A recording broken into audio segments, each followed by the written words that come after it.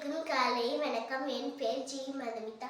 நான் 2ஆம் வகுப்பு படிக்கிறேன். காமராஜரை பற்றி பாடப் போகிறேன். கண்ணுல கண்டா கண்ணி பெரு கரும வீரரே எங்கள் காமராஜரே. இங்கே நானும் ஏழைதான், எழுத்தறிவும் தொலைவுதான். இங்கே நானும் ஏழைதான், எழுத்தறிவும் தொலைவுதான். நீ விதைச்ச விதைதானா இப்ப படிக்கிற நிகழ்வுதா. நீ விதைச்ச விதைதானா இப்ப படிக்கிற நிகழ்வுதா. கண்ணுல கண்டா கண்ணீர் வருதே கரும வீரரே எங்கள் காமராஜரே.